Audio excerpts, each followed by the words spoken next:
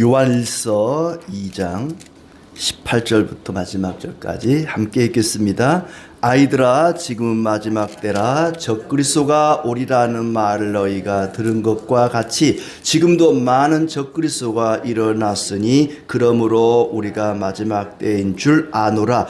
그들이 우리에게서 나갔으나 우리에게 속하지 아니하였나니 만일 우리에게 속하였더라면 우리와 함께 거하였으려니와 그들이 나간 것은 다 우리에게 속하지 아니함을 나타내려 함이니라. 너희는 거룩하신 자에게서 기름 부음을 받고 모든 것을 아느니라. 내가 너희에게 쓰는 것은 너희가 진리를 알지 못하기 때문이 아니라 알기 때문이요 또 모든 거짓은 진리에서 나지 않기 때문이라. 거짓말하는 자가 누구냐? 예수께서 그리스도이심을 부인하는 자가 아니냐?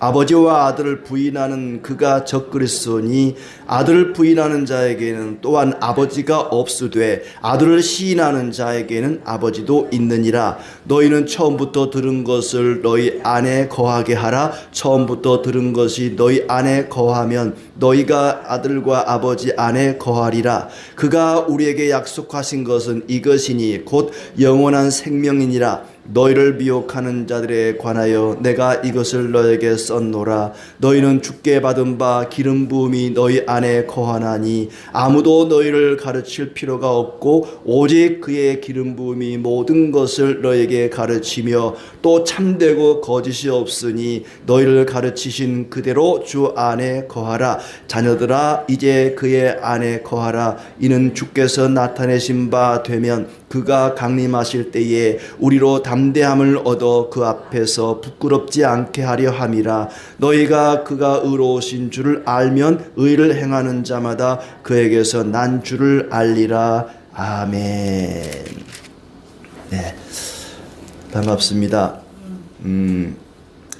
어제 하루였지만은 우리 청년의 단기 선교를 잘 다녀왔습니다. 전라북도 전주에 있는 대흥교회에 가서 그 교회 주변의 마을에 오전에 구웠던 와플을 나눠주고 또 계란과 양말을 나눠주고 동네 분들에게 함께 전도하고 오는 시간이었는데 이 전라북도 사람들이 참 마음이 좋아요. 착해요. 선하고 따뜻하고 가는 집마다 예수를 믿든 안 믿든 그냥 내보내지 않고 꼭 집안에 들어오라고 들어와서 차라도 한잔 하고 가라고 고이 간직해놨던 사과도 깎아주시고 귤도 내주시고 참 이 전라북도 사람들이 마음이 참 넓고 좋다 하는 생각을 많이 하고 왔습니다. 오늘 저녁 예배도 주로 전라북도 사람들이 많이 오셨는데 아무튼 그쪽 사람들이 굉장히 마음이 따뜻하다는 것을 저뿐만 아니라 같이 갔던 우리 청년들도 다 느끼고 오는 그런 시간이었습니다. 그분들이 예수님을 뭐 얼만큼 아는지 모르는지 지식은 잘 모르겠습니다만은 그분들의 사랑을 볼 때 야, 이분들이 참 하나님을 바르게 알고 계시는구나 하는 생각을 하게 되었습니다. 우리가 요한계시록을 읽고 짧은 성경 요한 1, 2, 3서를 읽게 되는데 이 요한 1서, 요한 2서, 요한 3서 역시 사도 요한이 기록했다고 알려지고 있습니다. 사도 요한이 예수님을 믿고 전하다가 반모섬으로 유배를 가게 되었죠. 거기서 환상 중에 주의 말씀을 듣고 또 계시록을 기록하게 되었습니다. 근데 거기서 죽음으로 끝난 게 아니고 살아와서 이제 바다 건너편 에베소에 가서 말년의 목회를 하게 됩니다. 거의 뭐 100세 가까운 백발의 노사도인데 예수님의 12제자 가운데 가장 어렸었는데 그가 이제는 백발의 노인이 된 상태에서 에베소 교회를 목회를 하게 되었습니다. 근데 아마 그 에베소 교회, 지금의 터키 지방인데 이제 소아시아 지역이죠. 거기에 거짓 이단들, 예수님에 대해서 잘못된 가르침을 퍼뜨리는 그런 영지주의라고 우리가 흔히 부르죠. 그런 이단의 가르침이 굉장히 확산되고 있었던 것 같습니다. 아마 오늘 2장 이제 18절에도 그런 말이 나오죠. 적그리스도가 오리라는 말을 너희가 들은 것과 같이 지금도 많은 적그리스도가 일어났으니 많은 적그리스도들이 일어났다. 굉장히 많은 이단들이 그 지역에 일어났던 걸로 그렇게 보여집니다. 다행스럽게도 교회를 어지럽히던 그 적그리스도를 성도들이 잘 막아냈습니다. 13절에 보면은 너희가 악한 자를 이기었음이라 그랬거든요. 그리고 14절 끝에 보면은 너희가 흉악한 자를 이기었음이라. 교회가 합심해서 그 이단들을 잘 물리쳤습니다. 그럼에도 그들이 끝까지 그리스도를 잘 이해하고 그 말씀대로 살아갈 수 있도록 요한 1서를 기록하게 된 것이죠. 자, 그리고 이제 2장에 넘어오게 되면은 과연 우리가 구원받았다는 것을 어떻게 증명할 수 있을까? 저와 여러분은 구원받은 것을 확신하는 사람들입니다. 그렇다면 내가 구원받았다고 하는 것을 어떻게 증명할 수 있을까요?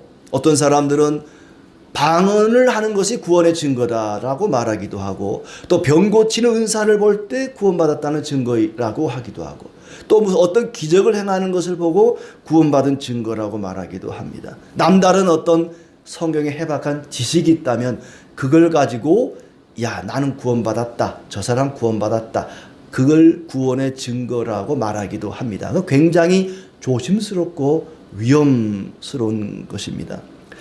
그렇게 구원의 증거를 말하고 또 그것을 구원의 증거라고 삼는다면은 굉장히 중요한 부분을 놓칠 수가 있다는 거죠. 그래서 사도 요한은 요한일서를 통해 두 가지를 이야기합니다. 하나는 그리스도를 바로 알아야 된다.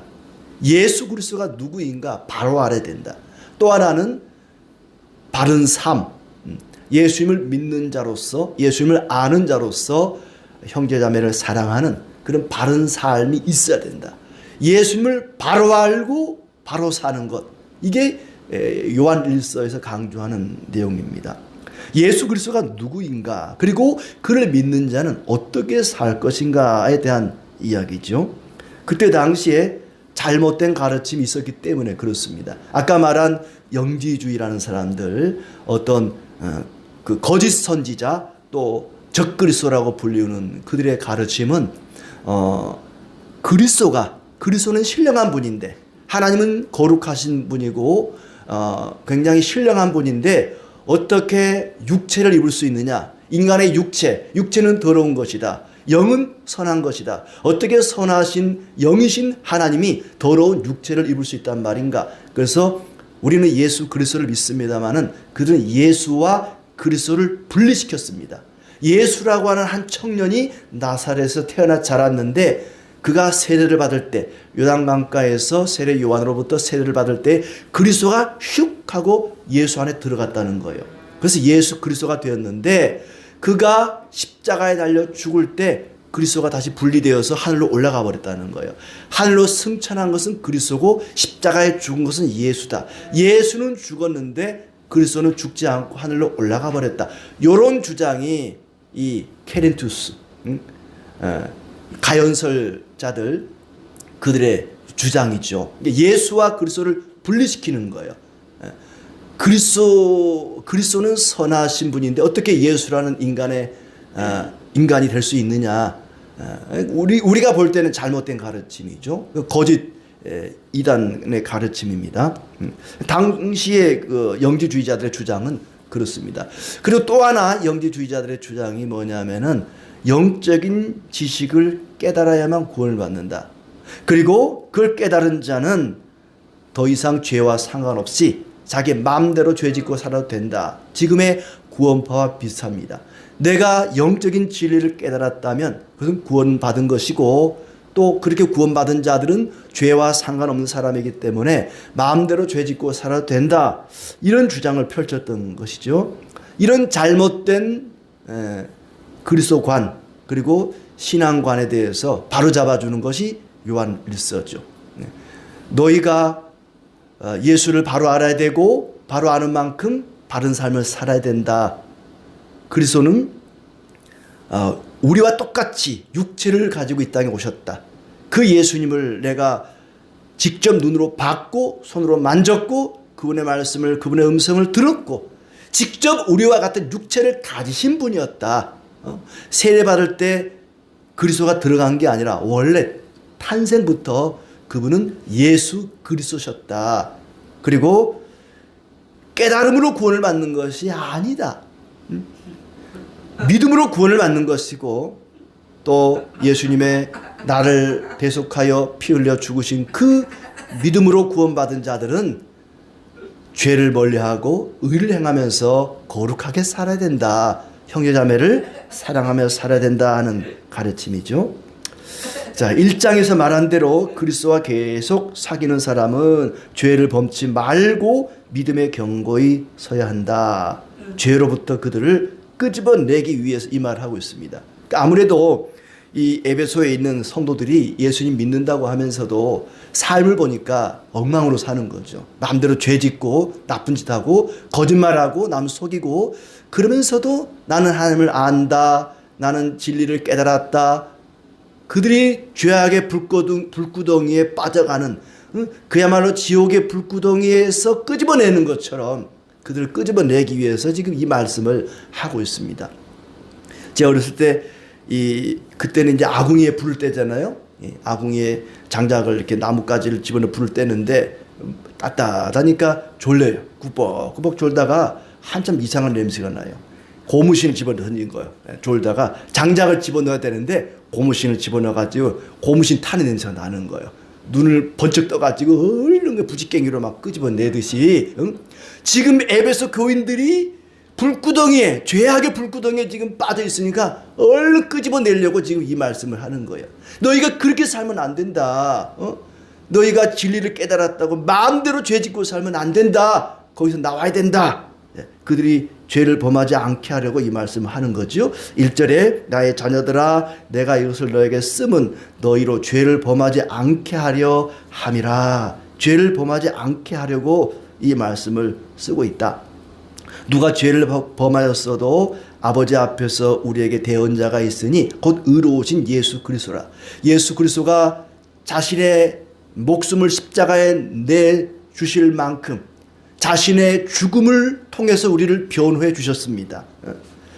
그렇게 예수님이 십자가의 죽음으로 2절에 말하는 것처럼 화목 제물이 되시고 온 세상의 죄를 위하여 죽으심으로 우리를 죄 가운데서 끄집어내 주셨는데 왜 또다시 죄를 범한단 말이냐? 왜 또다시? 오늘의 소제목을 붙이자면은 왜 또다시 죄를 범하느냐? 예수님을 믿고 구원을 받았는데 왜 다시 죄악의 불구덩이로 기어 들어가느냐? 예수님이 나의 죄 때문에 죽으셨다. 나의 죄 때문에 십자가에서 피를 흘리셨다. 나의 죄 때문에 그리 죽으셨는데 왜 또다시 죄를 짓는단 말이냐? 영지주의자들의 영향을 받아가지고는 영지라는 말이 영적인 지식이라는 말이죠. 그 영적인 지식, 그노스틱주의자, 이 영적인 지식을 깨달았다고 마음대로 죄 짓고 살면 되겠느냐? 그 죄 때문에 예수님이 십자가에 달려서 우리의 속죄 제물, 화목 제물이 되셨는데 어찌 그럴 수 있단 말이냐? 거짓 교사들은 행함은 별로 중요하지 않다고 말했던 것입니다. 우리가 그의 계명을 지키면 주님의 계명을 지키면 성도의 삶은 주님의 계명, 주님의 말씀을 지키는 삶입니다. 이것으로 우리가 그분을 알고 있음을 안다. 지식적으로 성경 문제 몇 개 맞추고 몇 가지를 안다고 그게 아는 게 아니고 그의 계명을 지킴으로 이 사람 하나님 아는구나.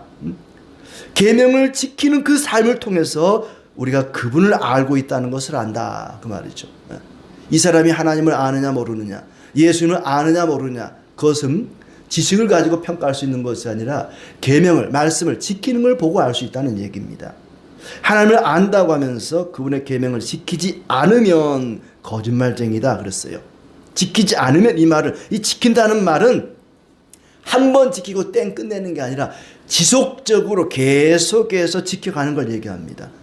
그러니까 몇 번 하나님 말씀대로 지키고 나 하나님 말씀 지켰어, 나 하나님 아는 사람이야, 이게 아니라 계속해서 지키고 있는 사람, 계속해서 꾸준히 주의 계명대로 살아가는 사람을 가리켜서 저 사람은 하나님 아는 사람이구나 이렇게 말할 수 있다는 거예요. 그 사람이 지식적으로 얼마나 아느냐가 문제가 아니라는 얘기죠. 그 사람 안에는 진리가 없다. 계속해서 계명을 지키지 않는 자는 거짓말쟁이 뿐만 아니라 진리가 그 속에 없다는 거예요. 하나님을 사랑한다고 하면서 형제를 사랑하지 않으면 하나님을 모르는 것이고 성도가 아닐 수 있다. 심지어 성도가 아닐 수도 있다는 거예요. 오늘 우리 시대는 지식은 넘쳐납니다. 요한 일서에 대해서, 요한 계시록에 대해서, 성경에 대해서 AI한테 물어보면요, 줄줄줄 다 얘기해 줘요. 목사가 가르치지 못하는, 알지 못하는 것까지도 수만 가지 지식을 다 알려줍니다. 지식은 넘쳐납니다. 그러나 지식을 보고 하나님을 아느냐 모르냐를 평가할 수는 없다는 거예요. 그 사람의 삶을 보고 계명을, 말씀을 지키는 걸 보고 알 수 있다는 거예요. 하나님 안다 그러면서 계명대로 형제를 사랑하지 않으면 그건 하나님을 모르는 것이고 심지어 믿음의 사람이 아닐 수도 있다는 얘기입니다. 5절에 누구든지 하나님의 말씀을 지키면 하나님의 사랑이 그 사람 안에서 온전하게 되어 우리가 그의 아래에 있는 줄을 안다. 하나님의 말씀을 지키면 우리를 향하신 하나님의 사랑이 온전하게 된다는 거예요. 만약에 우리가 하나님의 말씀을 지키지 않으면 하나님의 사랑을 헛되게 하는 거죠. 하나님 우리를 얼마나 사랑하십니까? 예수님이 십자가에 죽을 만큼 자신의 목숨을 내 던질 만큼 그렇게 우리를 사랑하는데 우리가 하나님 말씀을 지키지 않으면, 계명을 지키지 않으면 그 사랑을 헛되게 만들어 버리는 거예요.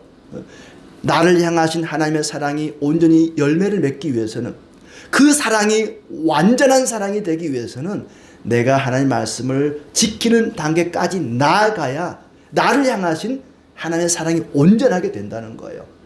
하나님의 사랑이 절반 정도에서 중단되면 안 되지 않겠습니까? 성경 좀 안다고, 하나님 조금 안다고 행하지 않으면 하나님의 사랑이 절반에서 멈추고 마는 거예요. 하나님 사랑이 헛되고 마는 거죠. 우리가 회개하라는 말씀이 있잖아요. 회개하라. 회개하라는 것은 다른 사람을 위해서 외치는 것이 아니라 자기 자신을 향해서 외치는 거래요. 그러니까 회개는 남에게 강요하는 것이 아니라 나에게 하는 말이죠. 내가 회개해야지 남에게 전하라고, 남을 회개시키라고 주어진 말씀이 아니라는 거죠. 그러니까 회개를 하나 예를 들었습니다마는 어떤 말씀이든지 그 말씀이 내 안에서 온전히 이루어질 때, 예를 들어 회개를 내가 할 때에 나를 향하신 하나님의 사랑이 이루어진다는 거죠. 회개하면 구원받는구나, 이걸 이론적으로만 아는 것 가지고는 하나님 사랑, 나를 향한 하나님 사랑이 온전해질 수가 없다는 얘기죠. 자, 6절, 하나님 안에 산다고 하는 사람은 자기도 그리스도께서 사신 것처럼 살아야 한다. 여기서 그리스도께서 사신 것이라는 건 지상에 살 때, 예수님이 십자가에 달려 죽기 직전까지 지상에 살 때에 살았던, 물론 그 위에 부활 승천하실 때도 마찬가지죠. 승천하시기 전까지 이 지상에 있는 동안에 예수님이 보였던 그 삶의 모범, 예수님을 사랑하는 사람, 하나님 안에 살아가는 사람은 예수님이 사신 것처럼 살아야 된다는 얘기입니다. 그리스도께 속한 자는 그리스도의 모범을 따라야 한다는 것이죠. 그리스도를 사랑하는 자는 그리스도가 사랑하는 사람을 사랑하게 되어 있습니다. 7절에 새 계명을 너희에게 준다. 새 계명을 너희에게 쓰는 것이 아니라 너희가 처음부터 가진 옛 계명을 너희에게 쓴다고 말합니다. 하나님을 사랑하라, 이웃을 사랑하라, 이것은 새 계명인 것 같지만 동시에 옛 계명입니다. 새로운 해석을 주었기 때문에 새 계명이지만 동시에 구약 때부터 있던 계명이에요. 구약에 나온 10계명, 10계명 그 두 돌판, 첫 번째 돌판 10계명 1계명부터 4계명까지는 하나님 사랑하는 계명이고, 또 나머지 6계명은 이웃을 사랑하라는 계명입니다. 이웃에는 내 부모 형제까지 다 포함이 되겠죠.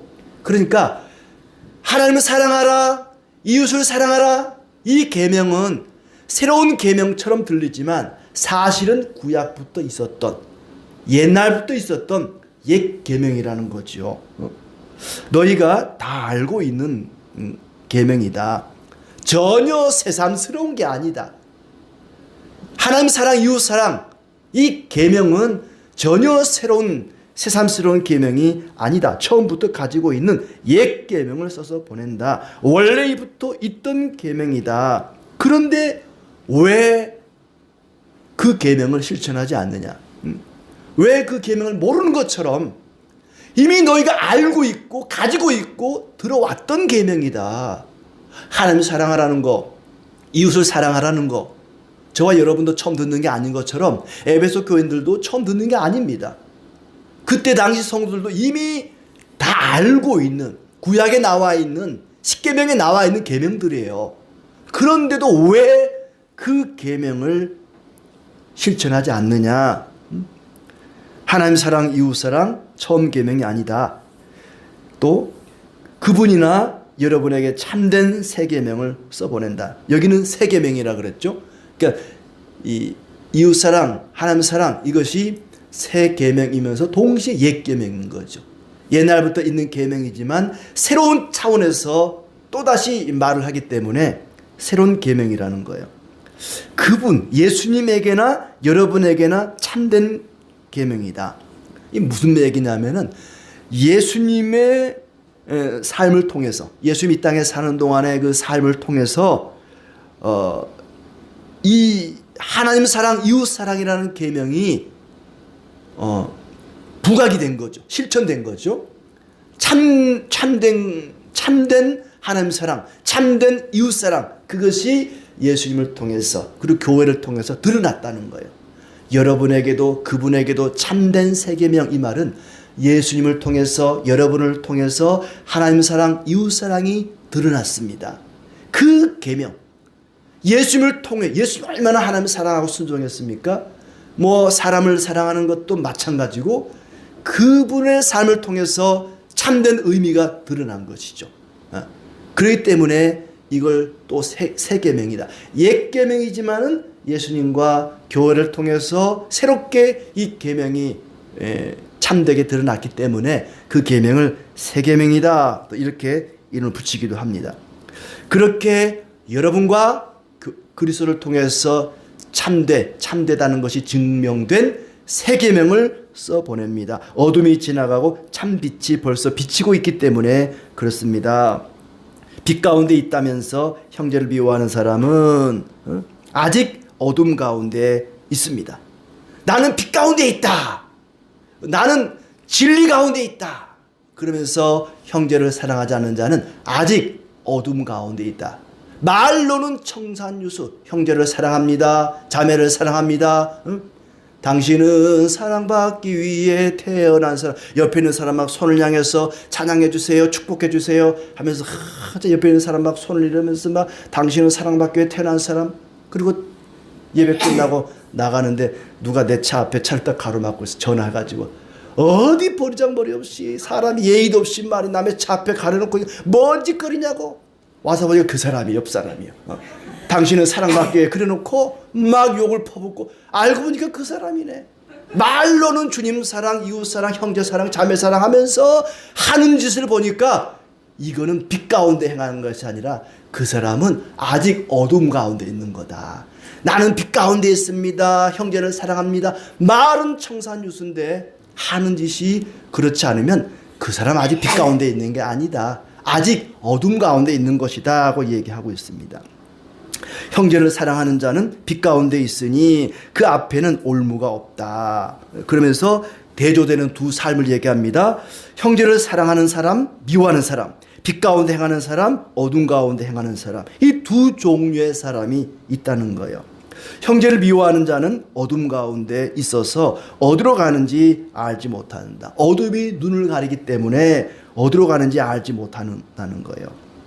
자, 그러면서 이제 12절부터 이런 얘기를 하고 있습니다. 교회 안에 신앙의 수준이 다 다르다는 거예요. 이게 초신자가 있고 중신자가 있고 조금 고급 신자가 있고 이렇게 초중고 이게 신자들의 수준이 좀 다른데 아무리 신앙의 수준이 달라도 똑같은 게 한 가지 있습니다. 사랑하라는 거예요. 신앙이 아직 초보든지 뭐 굉장히 깊든지 상관없이 누구나 형제를 사랑해야 된다. 신앙의 수준과 상관없이 우리가 해야 할 것은 형제를 사랑하는 것이다 하는 거죠.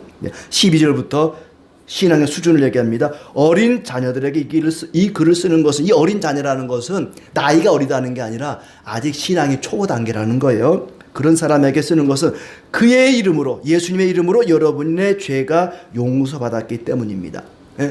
아직 신앙의 초보에 있는 사람들은 예수님의 이름으로 죄를 용서받았다, 이 정도, 나는 예수님 이름으로 죄를 용서받았다, 이 정도 초보 신자 있는 사람이 있다는 거예요. 그 다음에 두 번째 13절에 아비들에게는, 이 아비들은 신앙의 수준이 조금 높은, 신앙생활 오래 한 사람이에요.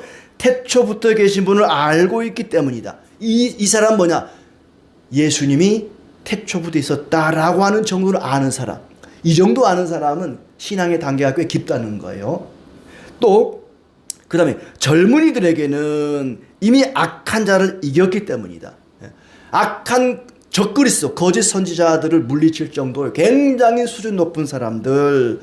그러나 신앙이 초보 단계든지 뭐 완숙한 단계든지 상관없이 형제자매를 사랑해야 된다. 아마 그때 당시에 이 소아시아 지역의 교회들이 지식은 굉장히 많고 말은 잘하는데 형제자매를 사랑하지 않고 미워하고 시기 질투하고 욕심 부리고 아마 그런 사람들이 굉장히 많았던 것 같아요. 너희가 알고 있는 계명은 서로 사랑하라는 것이다. 그리고 서로 사랑하라, 이건 다 안다는 거예요. 이미 나는 예수님의 이름으로 죄를 사함 받았습니다. 이 죄를 사함 받았다, 이 완료형이에요. 또 태초부터 계신 분을 나는 알았다. 또한 악한 자를 이겼다. 다 완료형이에요. 그런데 왜 사랑하지 않느냐?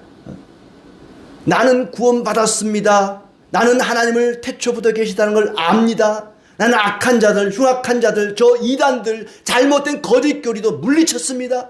이렇게 말하면서 왜 형제를 사랑하지 않느냐 하는 얘기죠.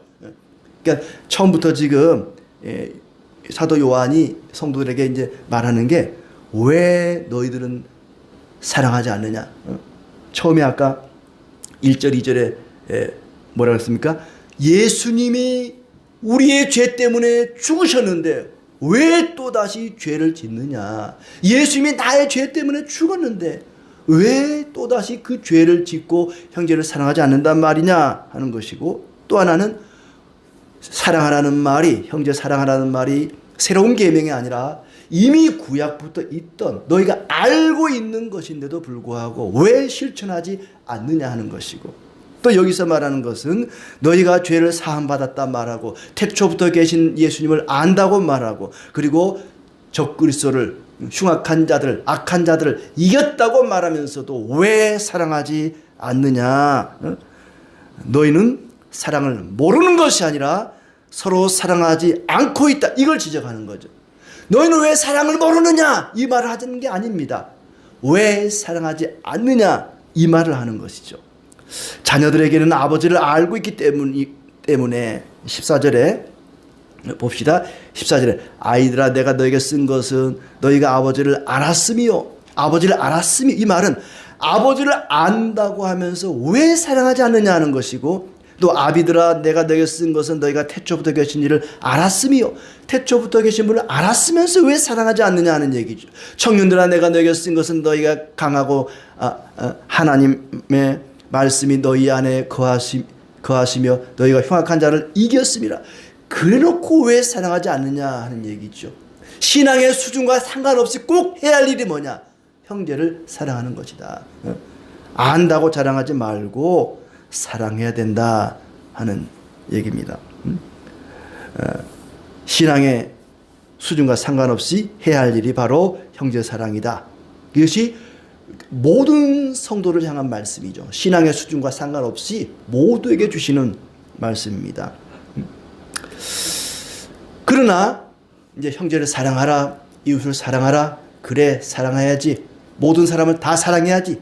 이단도 사랑하고 막 동성애자도 사랑하고 막 모든 사람 다 사랑해. 막 나쁜 사람 다 사랑하고 그런 건 아니라는 거지요. 사랑하라고 한다고 해서 다 사랑하는 거 아니에요. 고린도전 13장에 사랑은 뭐라 그랬습니까?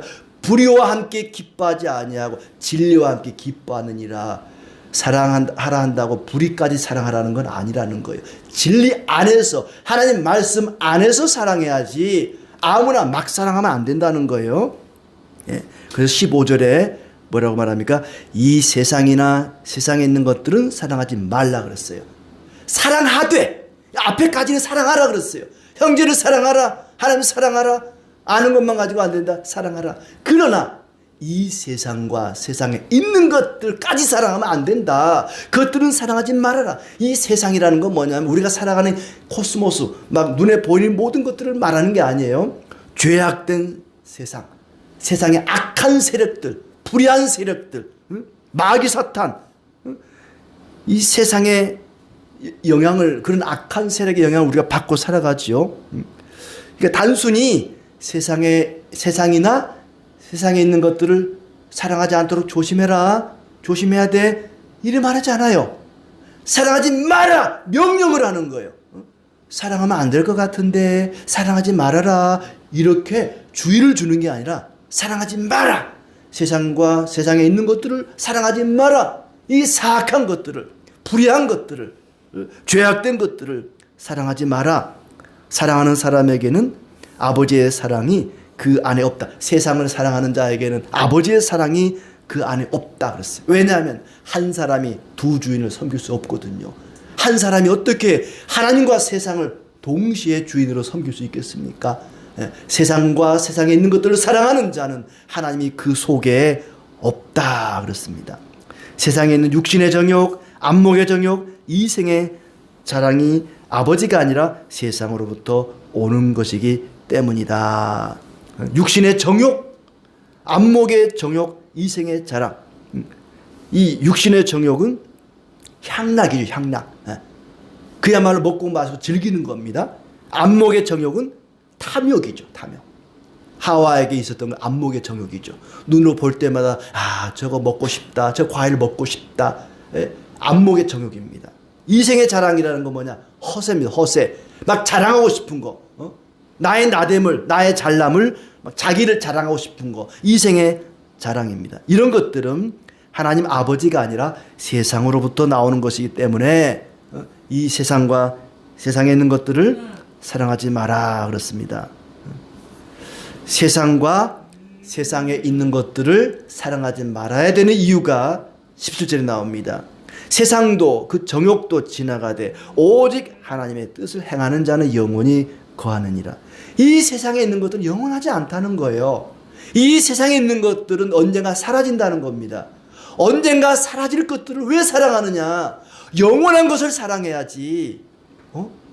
굴물 잡듯이 왜 세상에 있는 것들을 사랑하려고 하느냐? 영원한 것을 사랑해야 된다. 이 사도 요한이 요한계시록을 쓰고 나서 지금 이걸 쓰는 거잖아요.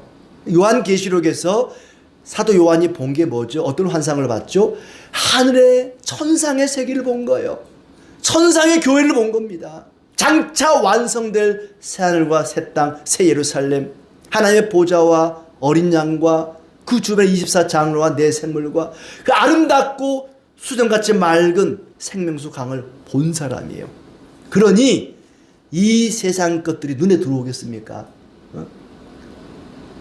그 뭐 여자분들 옷 살 때 아주 좋은 옷, 뭐 가격과 상관없이 좋은 거 보고 오면은 후질그러운 거 눈에 안 들어오잖아요. 요한계시록에서 너무 좋은 걸 본 거예요.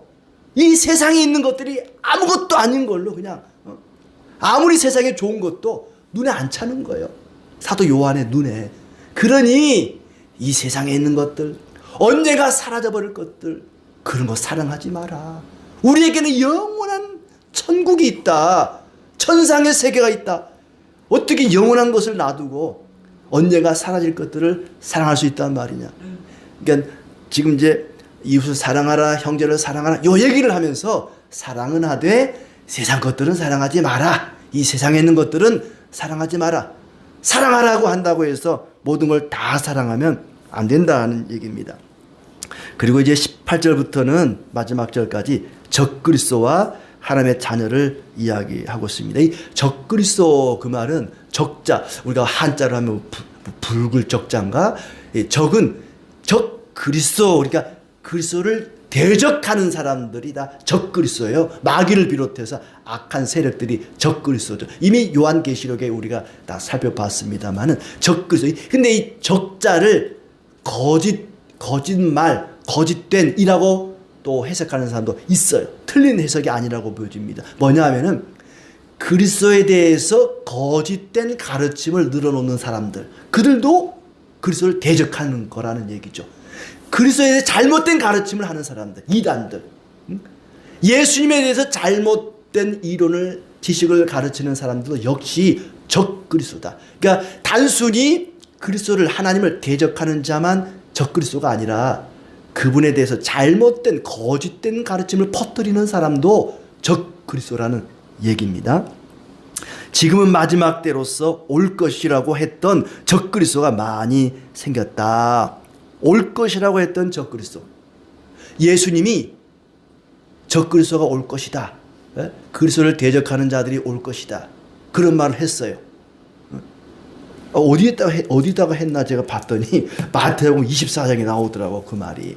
마태복음 24장 23절에 그때에 사람이 너에게 말하되 보라 그리스도가 여기 있다 혹은 저기 있다 하여도 믿지 말라. 거짓 그리스도들과 거짓 선지자들이 일어나 큰 표적과 기사를 보여 할 수만 있으면 택하신 자들도 미혹하리라.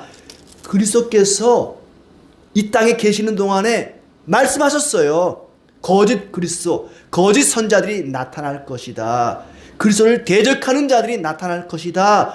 그리스도에 대한 거짓된 가르침을 퍼뜨리는 자들이 나타날 것이다 라고 말했는데 이제 나타난 것이다. 주님이 말씀하신 대로 된 거라는 얘기예요. 진짜 그렇게 된 거죠. 그분에 대해서 거짓말하는 자들, 그분을 대적하는 자들이 올 것이다 라고 했는데 왔다. 그들이 그리스도를 떠나간 것은 원래부터 우리에게 속한 자가 아니었기 때문이다. 우리에게 속한 자였다면 남아있었을 것이다. 너희는 성령으로 기름 부으심을 받고 모든 것을 알게 되었다. 거기 20절 말씀, 너희는 거룩하신 자에게서, 이 성령이죠, 거룩하신 자가 기름 부음을 받고 모든 것을 아느니라. 왜 이 말씀하냐 하면은요, 그때 당시 영지주의자들은 영적인 지식을 깨달으면 구원을 받았다고 말했잖아요. 그러니까 성도들 가운데 이제 A라는 성도가 새로 왔어요. 그가 영적인 지식을 깨달았어요.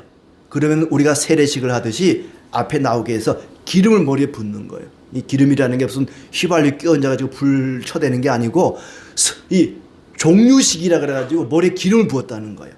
그러면서 이 사람은 구원을 받았습니다. 종유식을 행하는 거예요. 기름 붓는 의식을 행하는 거예요. 요한이 그걸 빗대가지고 말하는 거예요.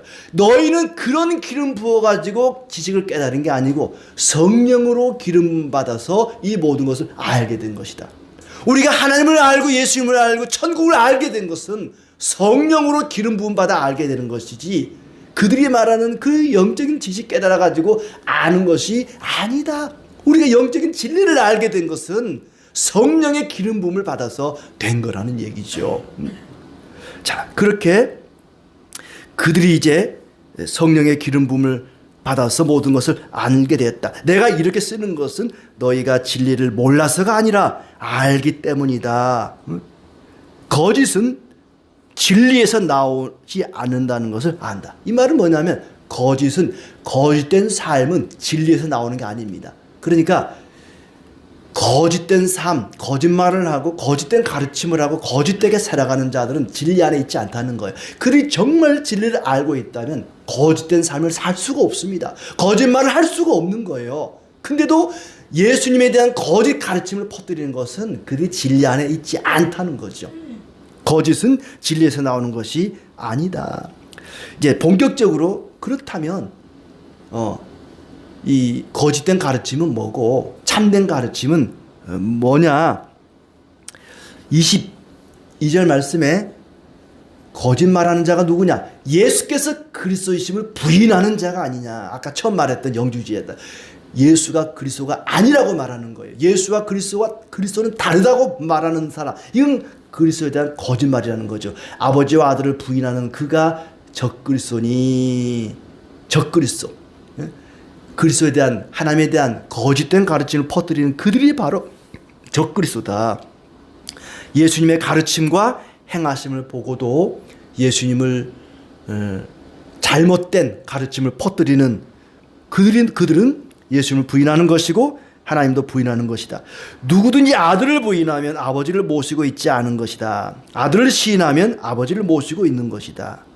하나님을 내 안에 모시고 사는 방법, 임마누엘의 축복을 누리는 방법, 예수님을 시인하는 것입니다. 고린도전서 15장 3절에 말씀하신 것처럼 예수께서 나의 죄를 위해서 성경대로 십자가에 죽으시고 성경대로 사흘 만에 다시 살아났다고 하는 그것을 믿는 자는 임마누엘의 축복, 하나님이 내 안에 거하시는 축복을 누리게 되는 것이죠. 처음부터 들은 것을 간직하고 있으면 아들과 아버지 안에 있는 것이다. 그분이 영원한 생명을 약속했다. 또 27절에 아무에게도 가르침을 받을 필요가 없다. 아무에게도 가르침을 받을 필요가 없다. 예, 목사님에게도 가르침 받을 필요가 없습니다. 아무에게도 가르침 받을 필요가 없다. 그랬으니까 나 가르침 받지 않을래요. 나 안 배울래요. 곤란합니다. 이 아무에게도 말은 아무데나 가서 가르쳐 달라고 그러지 말라는 거예요. 자기 교회 올바른 가르침을 하는 사도들에게, 목사들에게 가르침을 받아야지 아무데나 가가지고 나 가르쳐 주세요. 그러지 말라는 거죠. 아무에게나 가르침을 받을 필요가 없다. 사람들 가운데, 성도들 가운데 자꾸 새로운 걸 추구하는 사람들이 있어요.